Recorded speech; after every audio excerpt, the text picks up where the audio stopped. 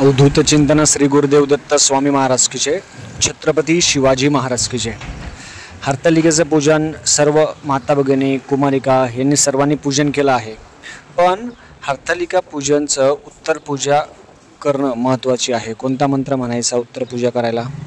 आणि आज जो उपास आहे हरतालिकेचा, हा एकादशी सारखा उपास असतो। तो उपास दिवसभर करायचा आहे, रात्री पण उपास करायचा आहे। उपास हा दुसऱ्या दिवशी सुटतो, म्हणजे गणेश ज्या दिवशी गणपती बाप्पा बसतात त्या दिवशी उपास सुटतो, म्हणजे उद्या। आणि हरतालिकेचं आपण एवढी पूजा करतो, पत्रे आणतो, सगळ्या गोष्टी वाहतो, अभिषेक करतो, वाळूची शिवलिंग करतो। मग हे सगळं केल्यानंतर याचं उत्तर पूजा आहे, ही मंत्र म्हणून उत्तर पूजा करायला पाहिजे।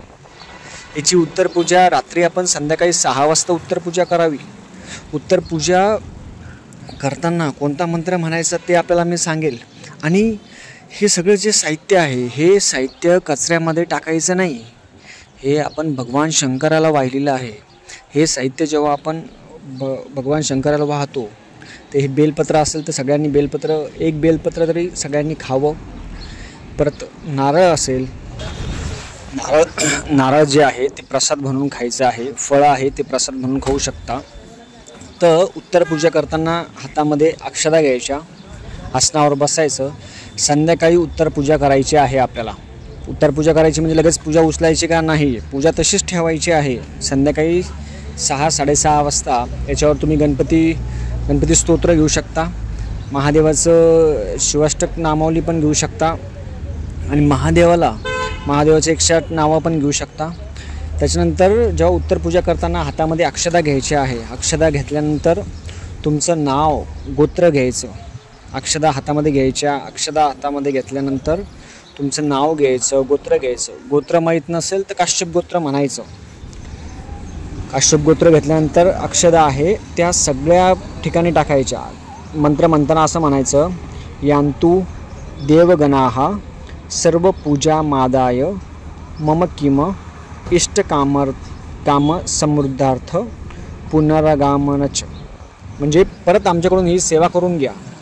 यांतु देवगणाः सर्व पूजा मादाय मम किम इष्टकाम समुद्रार्थ पुनरागमच, असं 3 वेळा म्हणायचं आहे। 3 वेळा सगळीकडं अक्षता टाकायच्या आहे। नारळावर अक्षता टाका, ते फळं असेल त्याला अक्षता टाका, आपण जे हरतालिका महादेव जे सगळं केलं असेल सगळ्यावर अक्षता टाकायच्या।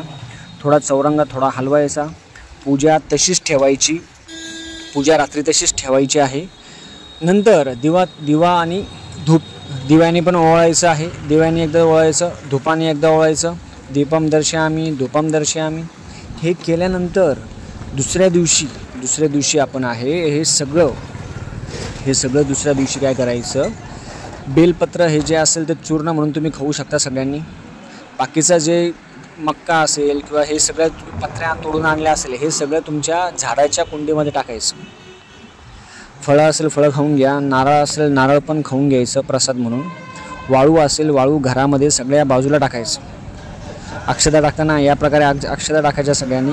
हळदी कुंकू पहिले कपाळाला लावायचं, आपलं नाव गोत्र म्हणायचं, आणि 3 वेळा म्हणायचं, यांतु देवगणाः सर्व पूजा मादाय मम किम इष्टकाम समुद्रार्थ पुनरागमनच, असं म्हणायचं। आणि वाळू असेल वाळू तुमच्या घरा शेजारी सगळीकडे टाकायची। वाळू असेल सगळे पदार्थ ज्या गोष्टी असतील त्या सगळ्या कचऱ्यामध्ये टाकायच्या नाही। झाड असेल हे असेल तिथं टाकून द्या।